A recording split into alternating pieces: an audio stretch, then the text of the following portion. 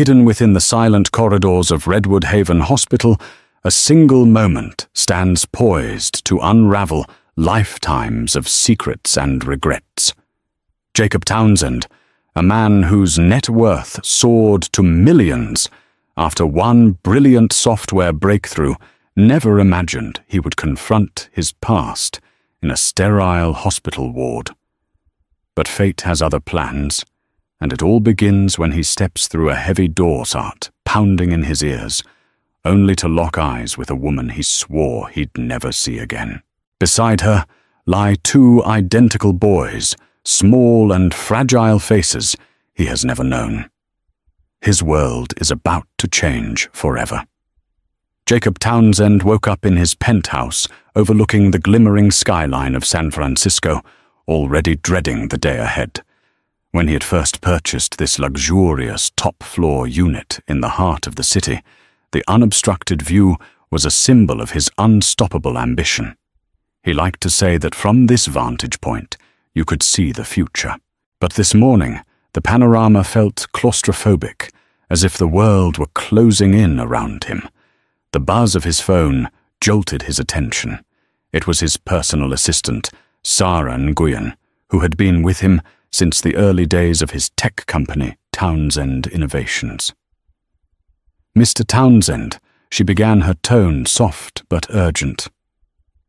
"There's an emergency at Redwood Haven Hospital. Your mother is stable, but they want you to come in right away. Something about a complication with her heart condition." Jacob's entire body tensed. Despite his millions, despite his philanthropic contributions to various medical causes, he could not shield his loved ones from illness. He told Sarah he'd be on his way immediately. After a quick shower, he pulled on a tailored suit jacket, though he was too preoccupied to care whether it matched perfectly with his slacks. He grabbed the keys to his sleek black Tesla, took the elevator down to the underground garage, and navigated the city streets with a calculated urgency. Every stoplight felt like an eternity. Though Redwood Haven Hospital was just a 15-minute drive, the route stretched in his mind, weighed down by anxiety. When he finally parked, Jacob practically sprinted through the hospital doors. The smell of antiseptic and the hushed murmur of anxious visitors struck him with a reminder of how fragile life could be. He flashed his identification at the nurse's station, ignoring the double-takes from a couple of interns who recognized him from a TechCrunch cover story. He found his mother's room on the 3rd floor, stepping in to see a look of weary relief on her face. Her hair, once jet black, was now peppered with silver streaks, and her once lively eyes seemed dimmed with worry. But she managed a tired smile. Jacob let out the breath he'd been holding. The doctors arrived to explain a minor complication in her medication that had caused a scare. She would be fine with a few days' rest. Relief coursed through him like a cool wave on a scorching day. Moments later, a nurse informed him that the hospital had scheduled routine tests for her, so he would need to wait in the corridor for a while. With time to spare, Jacob settled into a chair near the elevator bank. The hallway was bright, bustling with patients and staff. He glanced around to see if there was a coffee machine. That's when he noticed a sign directing visitors to a small vending area around the corner. He got up, straightened his jacket, and headed toward it, hoping a cup of mediocre hospital coffee would calm his racing nerves. He did not yet know that a single turn down the wrong corridor would lead him straight into a room and face to face with the greatest secret of his life. Even before stepping into that fateful hospital room, Jacob's mind was swirling with a mixture of relief for his mother's prognosis and an odd sense of nostalgia. Hospitals, after all, had once been central to his life, specifically the life he shared with Eleanor Garcia, his ex-wife. They had met in the bustling city of Seattle nearly a decade ago. Jacob was then a hopeful software engineer attending a Microsoft developers conference. Eleanor was at the same event, an ambitious marketing strategist representing a startup from Austin, Texas. He was intrigued by her sharp intellect and she was captivated by his quiet determination. A serendipitous meeting at a coffee kiosk blossomed into late-night brainstorming sessions as they discovered the synergy of their talents. Jacob coded new features for an app he was developing, and Elena strategized how to pitch it. Their romance had been swift and intense. Within a year, they were married in a small ceremony by the picturesque shores of Lake Washington. In those early days, they were hungry for success, but equally hungry for each other's company. Elena's marketing savvy helped Jacob pitch his fledgling software prototype to investors. That pitch turned into seed funding, and before long, Townsend Innovations was born. But success did what it often does. It became a wedge. Jacob's laser focus on building the company grew into a relentless schedule of meetings, business trips, and new product launches. Elena, meanwhile, felt increasingly marginalized, her role reduced to an afterthought. Where once they had been partners in every sense, their dynamic shifted. She grew resentful of his endless hours and emotional unavailability, while he felt the mounting pressure of supporting both a marriage and a company that demanded everything from him. Arguments flared, each one more volatile than the last. Late nights at the office for Jacob turned into lonely dinners at home for Elena. By the time Townsend Innovations soared into the public eye, garnering tech awards and high-profile venture capital, Jacob had already moved into the guest bedroom. Their marriage dissolved under the weight of sleepless nights, teary accusations, and heartfelt confessions that fell on ears too exhausted to truly listen. When divorce papers were filed, both of them were still raw from the emotional strain. The paperwork was final, a month before Jacob's software suite, an AI-driven data analytics tool, got acquired by a global conglomerate for an 8-figure sum. Elena signed the settlement that gave her a fraction of what Townsend Innovations was truly worth. At the time, she only wanted out. The money seemed inconsequential compared to her pain. After the divorce, Jacob heard rumors about Elena relocating to Los Angeles. He'd sent a few emails, tried to call once or twice, but she never answered. In his guilt, he let her go, reasoning that it was best for both of them to find closure in distance. He never imagined there could be more to the story, like hidden chapters that might rewrite everything he thought he knew about her. Now, here in Redwood Haven Hospital, he had no idea that Elena was so close, nor that her presence would violently thrust open a door to the past he thought was forever sealed. After grabbing a lukewarm coffee from the vending area, Jacob navigated the hallways, intending to circle back to his mother's room. The hospital's architecture was confusing. Where he expected a left turn, he found a right turn, leading to a different wing entirely. He checked the signs again, muttered a curse under his breath, and turned down another corridor lined with plain white doors. He paused when he saw an ajar door at the far end labeled Pediatrics. Something about that door felt oddly magnetic, as though an invisible force guided him forward. The coffee in his cup grew cold as he took hesitant steps. Then, glancing through the gap, he noticed a nurse adjusting an IV drip next to a hospital bed. He saw an adult figure by the bed, slender with dark brown hair pulled into a messy bun. He recognized that silhouette before he fully registered her face. Elena Garcia. His breath caught. The hallway seemed to warp his heartbeats, hammering in his ears like a drum line. Of all places, of all times, how was she here, and why in pediatrics of all wards? He instinctively took a step back, unsure if he should leave or announce himself. Then he saw them, 2 small boys, perhaps 5 or 6 years old, curled up in the bed. They were identical from the shape of their faces to the color of their hair, a rich, dark shade that mirrored Eleanor's. Jacob felt his chest tighten. Twin sons. Elena's kids. Could they be? One of the boys stirred, coughing weakly. Elena bent over him. whispering comforting words Jacob couldn't quite make out. Her voice, the same soft, melodious tone he once cherished, drifted through the quiet. In that instant, a wave of longing and confusion slammed into him. He stood frozen in the hallway, torn between the desire to rush in and the instinct to turn away. He had to know. Something inside him screamed that these children might be his. But how? Why hadn't Elena told him their divorce was final years ago? Yet these boys looked to be around 5 years old, maybe a bit younger. The timeline fit all too well with the final year of their crumbling marriage. His mind went to 1,000 places: betrayal, heartbreak, guilt, excitement. Even as a swirl of emotions battled within him, he stepped forward. The nurse glanced at him, her eyebrows raised in curiosity. Elena turned around slowly, as though sensing his presence.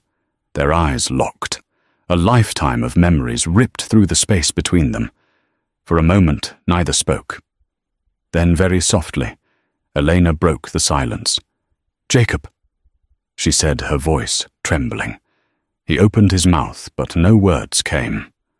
All he could do was stare at the two fragile boys.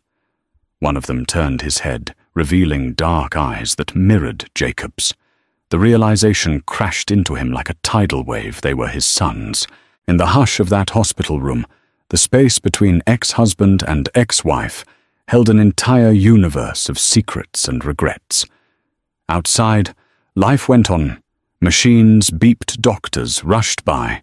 But in that moment, Jacob's world tilted on its axis, leaving him breathless and utterly changed. Jacob managed to take a shaky step into the room, each stride echoing with uncertainty. 1,000 unspoken questions weighed on his tongue, but none found voice. Eleanor, arms crossed protectively over her chest, stood by the bed, her expression a turbulent mix of sorrow, defensiveness, and lingering affection. How Jacob began voice-catching. He cleared his throat. "How long have they?" Eleanor closed her eyes. "They've been here for 2 days. Pneumonia," she explained, her voice tight. "They'll be fine. Just need a little more time on the IV." Jacob tore his gaze from her to look at the twins. They were drifting in and out of a feverish sleep. Though identical, each boy held distinct, subtle features: a small freckle on one's left cheek, a slight cowlick in the other's hair. But the overall resemblance was undeniable. Jacob felt a pang deep in his gut. "You never told me," he whispered. It was an accusation, but it came out sounding like a plea. Elena's jaw clenched. "I tried." She paused, the pain evident in her eyes. "After we signed the divorce papers, I found out. I wanted to pick up the phone so many times, but the last time we spoke..." She trailed off, remembering one of their final heated arguments filled with bitterness. Jacob recalled that conversation too. He'd said cruel things about her lack of vision and how she was holding him back. She had thrown his own ambition in his face, calling him selfish and uncaring. The memory tasted like ash in his mouth now. He glanced at the boys again, his heart seizing with both joy and despair. "What are their names?" Elena hesitated. "The one with the cowlick is Ethan. The other is Aiden." Jacob repeated the names under his breath, committing them to memory like a sacred chant. "Elena, why didn't you at least reach out with a letter, or..." Something. Tears formed at the corners of her eyes, though she tried to hold them back. "Because I was angry. And scared. You had just become this huge success, traveling the world, speaking at conferences, making deals with Mark Zuckerberg, and meeting with Bill Gates for philanthropic events. I didn't know how to fit in your life anymore. Honestly, I was terrified you'd fight me for custody if you found out. I thought, maybe it was better if I just raised them alone." A heavy silence settled over them. The hum of the machines and the faint beep of the monitors filled the air.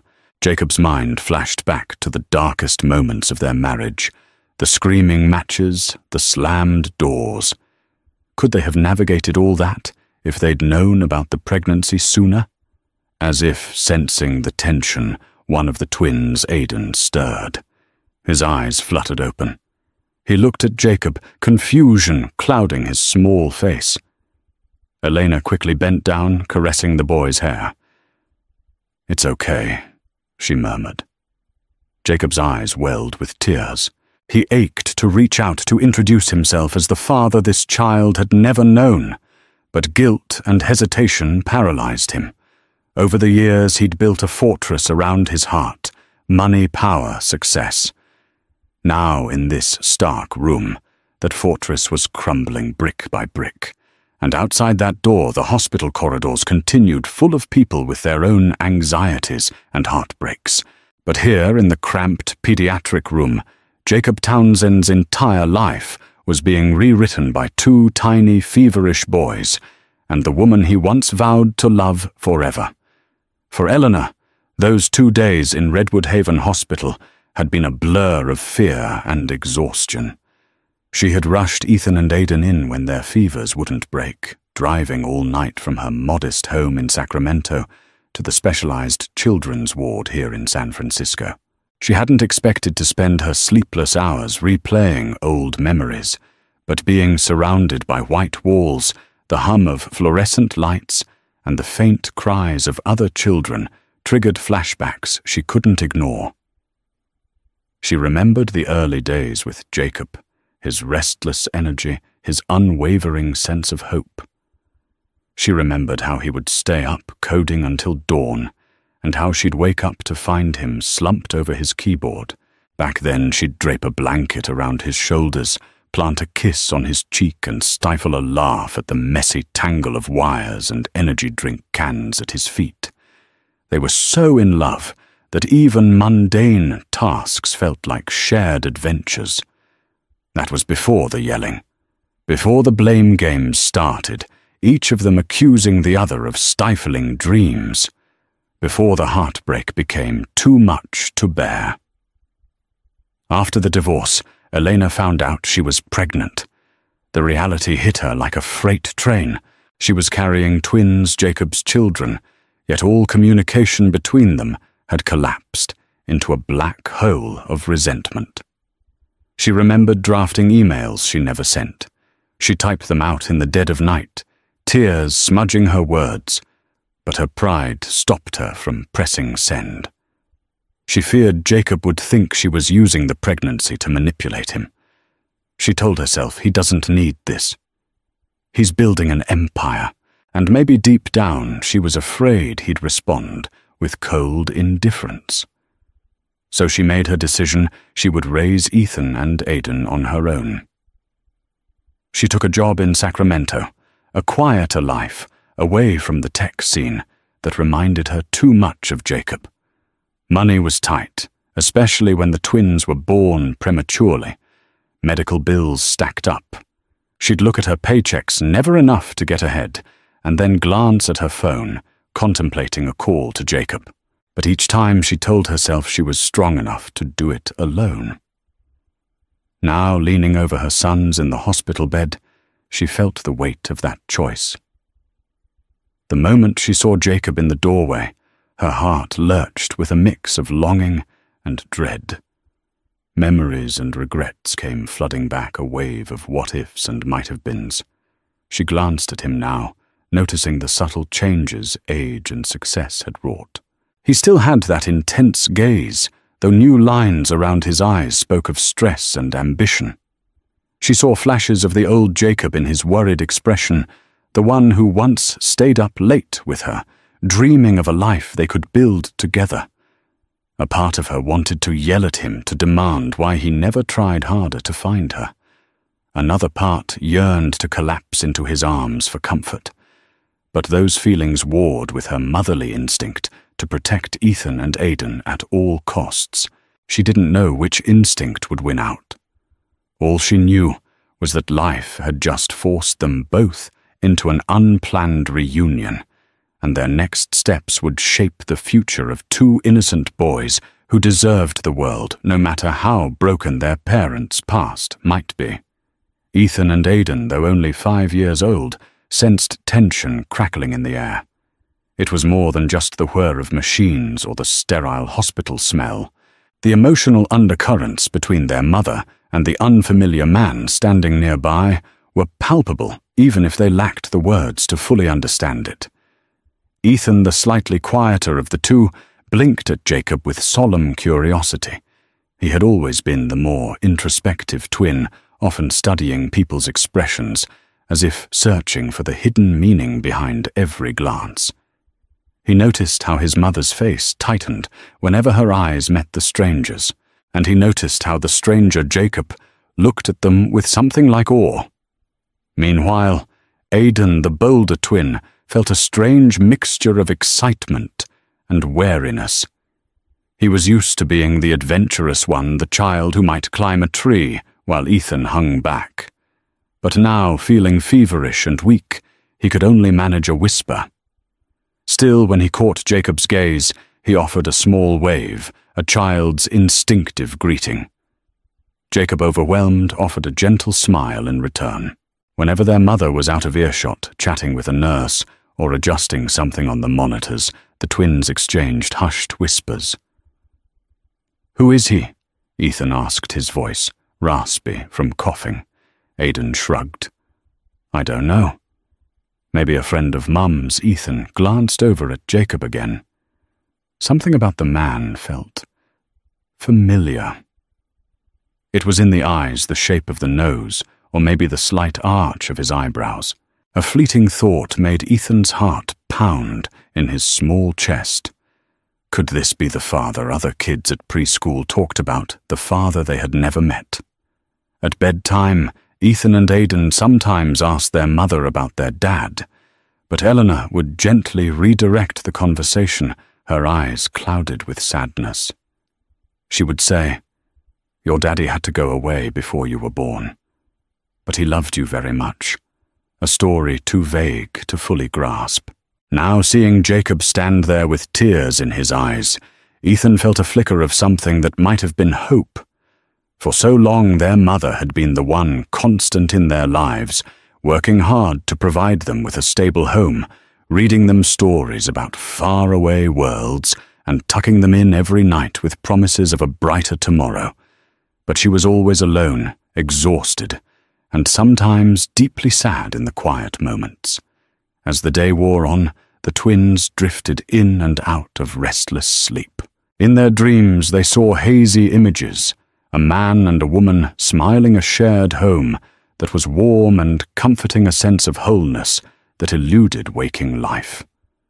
Whenever the fever jostled them awake, they'd see Jacob still there, pacing or talking quietly with their mum, his face fraught with worry and regret. Somewhere in their little hearts, they began to piece together that this man could be more than just another hospital visitor. They felt the gravity of grown-up secrets, pulling them in, even as their own innocence shielded them from the full weight of the unfolding drama.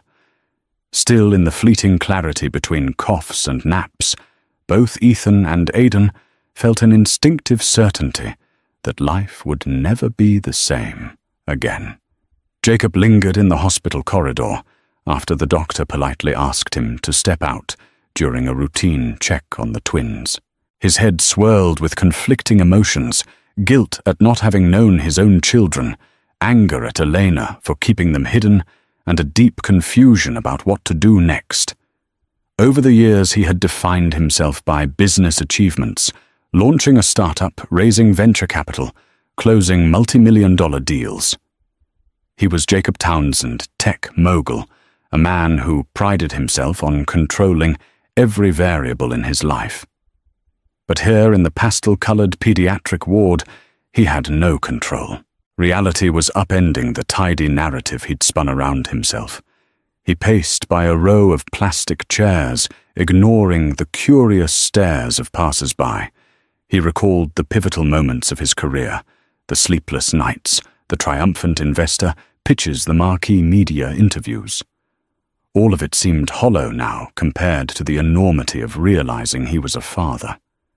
Two little souls existed in the world, carrying his blood, his name unspoken.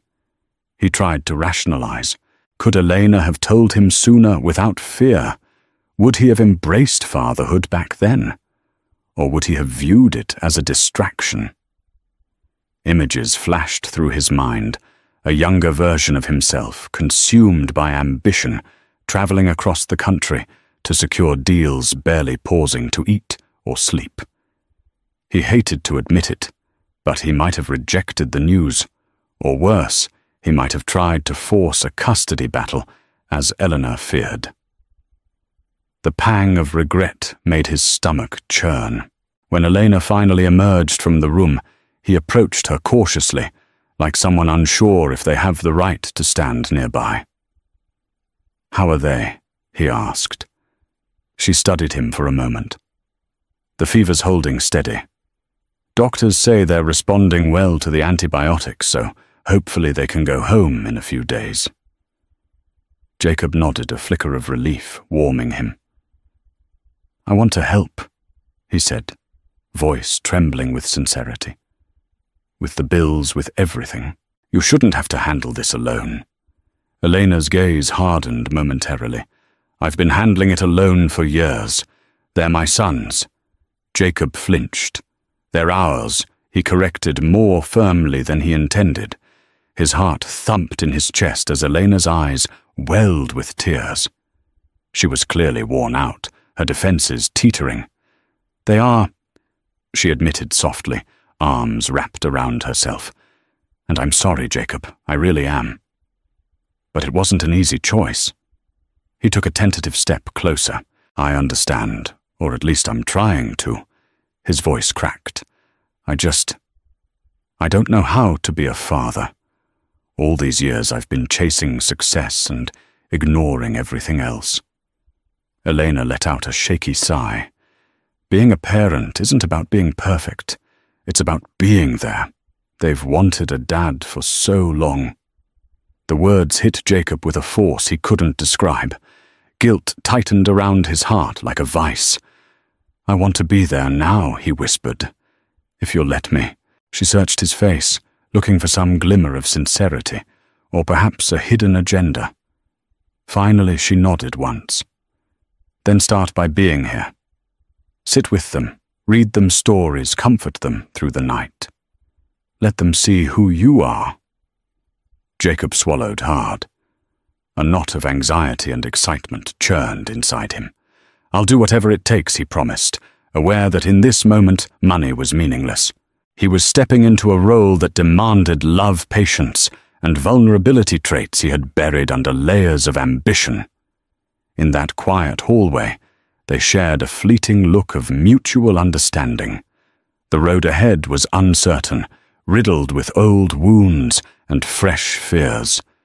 But for the first time in years, Jacob felt a glimmer of hope that maybe, just maybe, he could begin to mend what had been broken. Later that evening, just as the sky outside turned a deep indigo, a new storm began brewing within Redwood Haven Hospital. The tranquil hush of visiting hours winding down was shattered by the arrival of a man with slicked back hair and a three-piece suit scanning the corridors as if looking for prey. Jacob, who had just stepped out to speak with a billing representative about covering the twins' expenses, nearly walked headlong into this imposing figure. The man stuck out his hand with an overly confident smile. "Mr. Townsend, I presume Robert Harrington," he introduced himself, voice smooth like polished glass. Jacob hesitated, shaking his hand warily. "Yes." "And you are?" "An attorney," Harrington replied, opening a sleek leather portfolio, representing certain interests related to Ms. Elena Garcia. Jacob felt his hackles rise. He'd dealt with countless lawyers, some his own, some representing competitors, some representing ex-partners in business deals gone sour. He knew the type, and something about Harrington's demeanor screamed trouble. "What kind of interests?" Jacob asked, keeping his tone neutral. The attorney's eyes glinted. Ms. Garcia recently reached out to my firm regarding child support. She was unsure about your level of willingness, given your complicated history. And wait, hold on. Jacob cut in, anger sparking in his chest. Elena hired you. Harrington's lips curved into a thin smile. Well, she inquired. We did some preliminary calculations and investigations, and we were about to contact you through official channels. But I saw from your social media that you were often in the Bay Area, and coincidentally, one of my associates spotted you here. Jacob could feel the tension radiating from every muscle. Elena had said she never told him about the twins because she was scared. Had she gone to a law firm instead of talking to him, the trust he'd begun to rebuild with her felt suddenly shaky. He forced himself to take a breath. "I'm happy to provide for my sons," he said, calmly, though his jaw was tight. "They won't need a lawyer to make that happen. I'm already covering their medical bills, and I plan to do far more. You can tell Elena she doesn't need to worry." Harrington let out a mirthless chuckle. "I'm just here to ensure that everything is legally binding, and that Ms. Garcia and the children are protected. A handshake deal isn't enough when it comes to the complexities of child support, inheritance rights, and so on." Jacob's mind whirled. He had no issue with providing financially, but the arrival of a lawyer, especially one whose approach was so aggressive, felt like an ambush. He'd hoped to mend things with Elena, personally not have their future hammered out by a stranger in a suit. Just then, Elena emerged from the twins' room. She froze when she saw Harrington. Her face went pale, as though caught in a trap of her own making. Elena, Jacob asked, a pained confusion in his voice. "What's going on?" She looked down, tears brimming in her eyes. I didn't hire him officially. I just got scared. I wanted advice. I wanted to make sure you wouldn't, try to take them away from me, or shut me out completely." Jacob's anger and hurt battled inside him. "Elena, I told you, I just want to be there for them," he said softly. "I'm not here to tear them from you. I'm not here to destroy your life. But if you don't trust me, I'm sorry," she whispered, tears escaping. I panicked. Harrington cleared his throat, as if to assert his presence. "Regardless, Ms. Garcia, I've brought the preliminary forms. We can go over them when you're ready." With that, the storm in the hospital intensified. What had been a delicate path to reconciliation now felt bombarded by legalities and mistrust. And though Jacob was more than willing to sign whatever was needed, the sudden confrontation cast a shadow on the fragile progress he and Eleanor had made. In a single encounter, the complexities of love, money, and fear collided, threatening to unravel whatever fragile bond remained between them. The next morning, Jacob woke in a stiff hospital chair, having dozed off while keeping vigil outside the twins' room. He yawned, massaged his neck, and glanced at his phone, dozens of missed messages from his assistant Sarah, and a few from concerned board members wanting to schedule an urgent meeting. He ignored them all. He'd spent half the night replaying the confrontation with Robert Harrington. The tension had escalated when Elena tearfully apologized, explaining that she felt cornered by the fear that Jacob could leverage his immense resources to overshadow her parental rights. While Harrington pressed them for a more formal arrangement, Jacob insisted that what mattered most was the well-being of Ethan and Aidan. But a gnawing question still lingered in his mind. Why had Elena believed she needed legal counsel so desperately? Was there something more she wasn't telling him? Around mid-morning, Jacob spotted Elena talking quietly with Dr. Resnick, the pediatric specialist overseeing the twins' care. The doctor wore a reassuring smile, which Jacob took as a hopeful sign. Once Dr. Resnick left, Jacob walked over to Elena. She looked like she hadn't slept at all. "They're responding well," she said, with a small smile. "No more fever spikes since midnight." Relief washed over Jacob. "That's great. Maybe they'll get discharged soon." She nodded. "If all goes well." They both stood there, awkwardly. Jacob took a breath, deciding honesty was his best chance at healing the rift. "Look, about last night. I get why you were worried, but I wish you'd talk to me first." Elena bit her lip. "I know. I'm sorry. There's something else." Jacob's heart skipped. Something else. Her eyes flicked toward the door, and she guided him into a quiet corner of the hallway. "My finances are worse than I let on," she confessed in a shaky whisper. "I have debts, hospital bills from when the twins were born prematurely. Then Aidan needed surgery at 6 months for a congenital condition. I've been juggling payments, but it's a lot. A few months ago, the bills started piling up again. When the kids got sick, I panicked." Jacob clenched his fists, anger and protectiveness flaring inside him. "Why didn't you tell me I could have helped?" Elena shook her head, tears forming. "Because I was embarrassed. After the divorce, you skyrocketed to success, and I felt like I was the loser who couldn't keep up. I didn't want you to think I was using the twins as a money grab." Jacob exhaled slowly, forcing himself to stay calm. "I don't see it that way. They're my kids, Elena. Our kids. I want to help." She stared at him, tears spilling. "But now I'm in so deep. I'm behind on mortgage payments. Harrington was recommended by a friend who said he could help me secure child support fast. But I didn't know he'd confront you like that." Jacob's thoughts whirled. She was drowning in debt, raising 2 children alone, all the while terrified he'd swoop in and take them away or reject them entirely.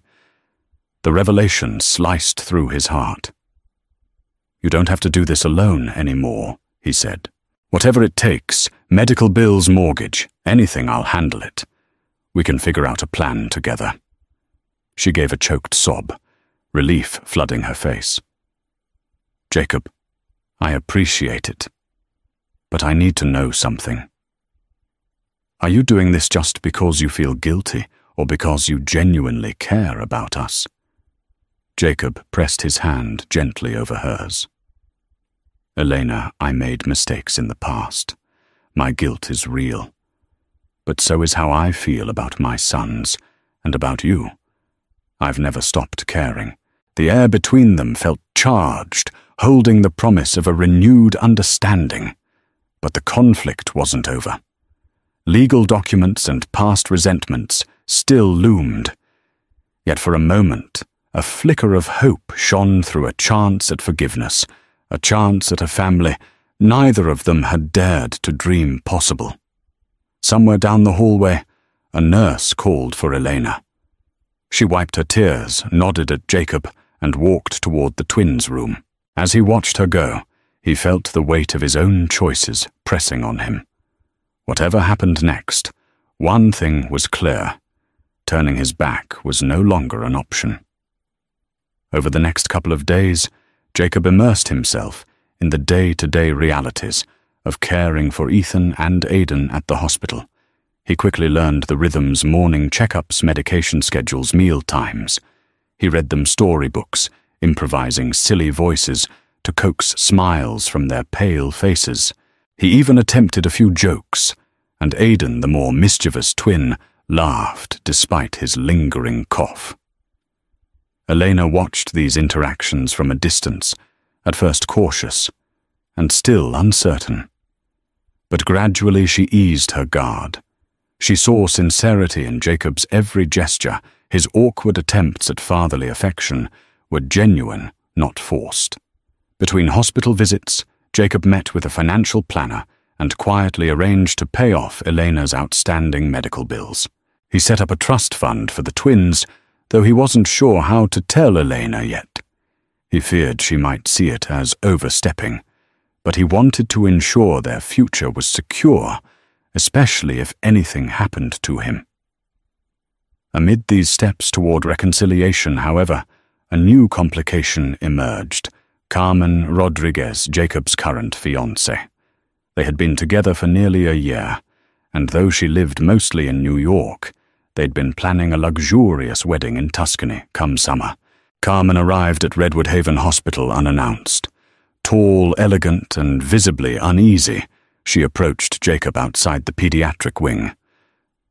"So this is why you've been ignoring my calls?" she asked, her tone laced with a mix of concern and accusation. Jacob's face fell. In all the chaos, he'd completely neglected to inform Carmen about this colossal turn in his personal life. "Carmen, I'm sorry," he said, taking a step closer to her. "I've had a lot going on." She crossed her arms. "I can see that. You're playing happy family with her." Her gaze darted toward the room where Elena sat with the twins. Jacob's stomach churned with guilt. He had never been one for secrets yet. Here he was, blindsided by the revelation of fatherhood and failing to tell his fiancée in a timely manner. "Let's talk privately," he said, leading her down the corridor. Once they reached a quieter corner, Carmen fixed him with a steely look. "You have children. Twin boys, yes," Jacob admitted, swallowing hard. "I found out a few days ago. Elena never told me until now." Carmen's expression was a tempest-shock betrayal, maybe a hint of jealousy. "And what does this mean for us?"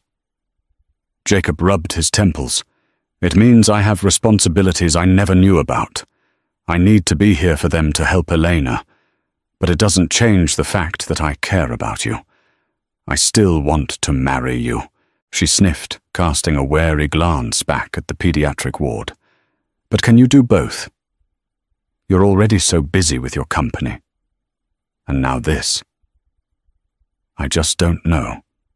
Jacob reached for her hand, but she pulled away. "Carmen, I'm sorry I didn't call sooner, but I was overwhelmed. Everything I've built my life on changed when I realized I'm a father." Silence stretched between them. Carmen's eyes softened slightly as she noticed the genuine conflict tearing at him. "We'll talk about this later," she said, voice trembling. "I need some time to process." With that, she turned on her heel and walked away, leaving Jacob with a sinking feeling that his personal life had turned into a delicate balancing act, one that might crumble at any moment. Returning to the pediatric ward, he saw Elena wave him over. The look on her face suggested the twins had news they were set to be discharged soon. That development should have been cause for celebration, but Jacob's relief was tempered by the storm brewing with Carmen. Even as he stepped back into the room to help pack up the boys' belongings, he couldn't shake the knot of tension in his chest. He was about to step into fatherhood, a possible rekindling with Eleanor, and a confrontation with a fiancée who might walk away from it all. And for the first time, his well-honed business acumen offered no easy solution. The day Ethan and Aidan were discharged felt like a whirlwind.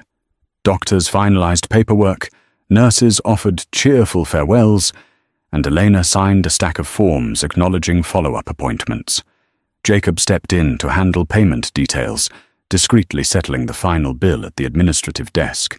He insisted on driving them home, or rather to Elena's modest house in Sacramento.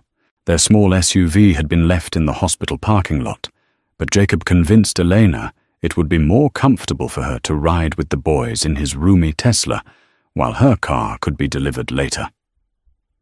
She agreed reluctantly, warily, eyeing him as though waiting for a catch.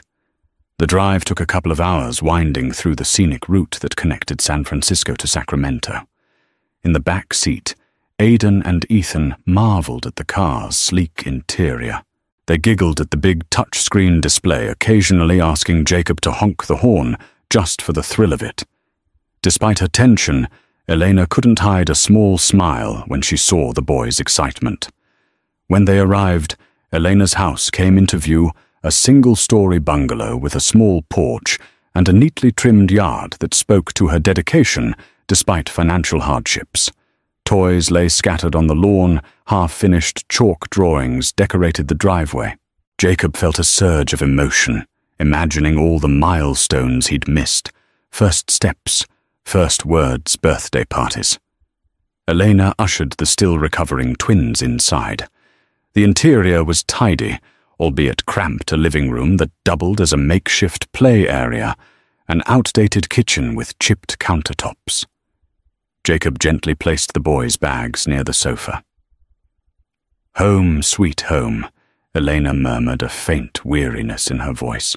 Aidan and Ethan flopped onto the couch, clearly relieved to be out of the hospital. Jacob stood by the threshold, unsure where he fit into this picture. Should he stay or go? He was about to politely offer to leave when Aidan piped up. "Can you stay for dinner?" Elena shot the boy a startled look, then turned to Jacob. "You don't have to," Jacob's chest constricted with longing. "I'd like to if that's okay," he said. She hesitated, then nodded. "All right, let me see what we have in the fridge." While Elena rummaged in the kitchen, the twins excitedly showed Jacob their favorite action figures and race cars, each vying for his undivided attention. He tried not to tear up at their enthusiasm. They accepted him so freely, even without fully understanding who he was. Just as Eleanor was about to set a pot of water to boil, the doorbell rang. She exchanged a perplexed glance with Jacob and went to answer it. Standing on the porch was Carmen, elegantly dressed in a charcoal blazer, her expression guarded. "I followed you," she admitted, eyes flickering to the living room where the twins played. "We need to talk." Jacob's heart sank. He'd been so immersed in this new reality that he'd barely managed to text Carmen. Eleanor stiffened, recognizing Carmen from the hospital confrontation. "We can talk outside," Jacob said, quickly stepping onto the porch and closing the door behind him. Carmen folded her arms. "Is this where you plan to live now?" she demanded, voice thick with emotion. "Playing house with your ex-wife and kids?" Jacob swallowed hard, wishing he had a neat, easy answer. "I don't know what the future holds, but these are my sons, Carmen. I can't just walk away. And Elena, we have a lot of history to unpack." Carmen's eyes flashed. "What about our wedding? Our life in New York?" "I agreed to relocate, but now you seem to have a whole other family. It doesn't have to be either or," Jacob argued, but his voice lacked conviction. He sensed how complicated this must look to Carmen. She let out a tremulous breath. "I love you, Jacob, but I need to know there's room for me in this picture. Otherwise, I can't keep doing this." Before he could reply, the front door opened. Elena stepped out, her face drawn with tension. "Is everything all right?" Carmen locked eyes with Elena, a silent standoff passing between them. Jacob felt the air crackle with unresolved questions and insecurities. In that charged moment, the path forward seemed anything but clear, and as if sensing the turmoil, Ethan appeared in the doorway, hugging a stuffed dinosaur. He blinked at the three adults' confusion clouding his innocent eyes. Jacob realized in that instant that whatever choices he made next would reverberate through all their lives. Carmen, Elena, the twins they all deserved. Honesty, stability, and a commitment that transcended money or convenience. But he had no roadmap for how to reconcile these competing loyalties, or if reconciliation was even possible. Night settled over the small Sacramento bungalow, but the tension on the porch showed no signs of easing. Carmen's gaze flickered between Elena and Jacob, her expression a whirlwind of hurt and resolve. "I booked a hotel nearby for tonight," Carmen said, finally swallowing against the emotion in her throat. "We'll talk tomorrow. You need to decide what you really want, Jacob." With that, She turned and walked toward her waiting car, leaving Jacob on the porch. Elena stood by him, arms crossed protectively.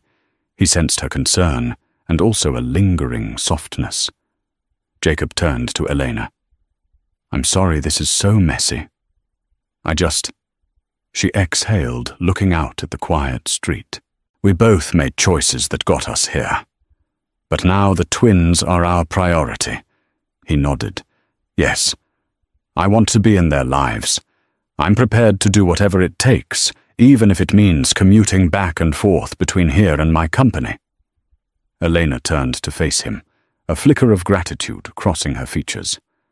"I appreciate that. I don't want them to lose you now that they've met you."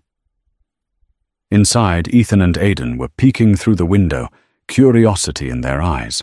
Jacob gave them a small wave, and they giggled, hiding behind the curtains. A pang of tenderness swept through him. "Let's go in," Elena said softly. They settled in the living room. Elena pulled out family photo albums to show him. Jacob flipped through images of the twins at various ages' birthday parties, first day at preschool, a trip to the zoo. Each picture felt like a sucker punch of regret for all he had missed, yet it also offered hope, a tangible reminder of the life that was now open to him.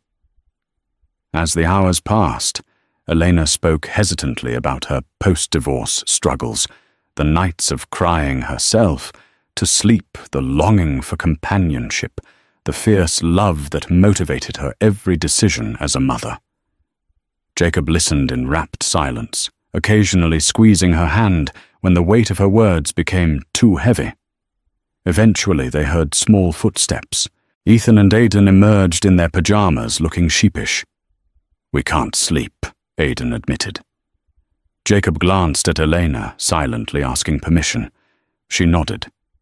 So he guided the twins back to their bedroom, where glow-in-the-dark stars adorned the ceiling. He tucked them into their small beds, unsure exactly what to say. "Are you staying?" Mr. Jacob Ethan asked, voice trembling with uncertainty. Jacob's heart clenched. "You can call me Dad if you want. And yes, I'll be here. I promise." Aidan sat up, eyes shining. "Dad!" he repeated quietly, testing the word. In that moment, Jacob felt an overwhelming rush of love and responsibility. He pressed a gentle kiss to each boy's forehead, tears brimming in his eyes. "Rest now. I'll be right outside." After they drifted off, Jacob returned to the living room where Elena was waiting. They shared a silent understanding. None of this would be easy, and they had a long road of emotional healing and logistical chaos ahead, but for the first time they faced it together. Outside, the suburban neighborhood was still and silent under the moonlight. In the driveway, Jacob's sleek Tesla reflected the dim glow, a stark symbol of the life he'd built without his family. But here in this modest home, he found a deeper fulfillment than any boardroom victory could ever grant him. Yes, there would be more drama conversations with Carmen, a legal agreement to formalize child support, possible custody arrangements. But tonight, in the warm hush of a small house filled with big hopes, Jacob Townsend began the delicate, painful, and ultimately redemptive journey of becoming the father he never knew he could be. And there you have it, a story of heartbreak, secrets, and the unexpected power of second chances. When Jacob Townsend walked into Redwood Haven Hospital, he never expected his past to collide with his present in such a life-altering way. Yet sometimes, life's twists reveal the very things we need most: forgiveness, love, and the courage to face what we've been running from. From corporate boardrooms to a modest suburban bungalow, Jacob's journey shows us that true wealth isn't measured by zeros in a bank account, but by the bonds we nurture with those we love. If this story moved you, if it made you wonder about the power of resilience and the hope of reconciliation, please support this channel. Like this video, share it with your friends, and subscribe for more heartfelt stories of real-life drama and redemption. Your engagement helps keep these stories alive, reminding us all that it's never too late for a new beginning.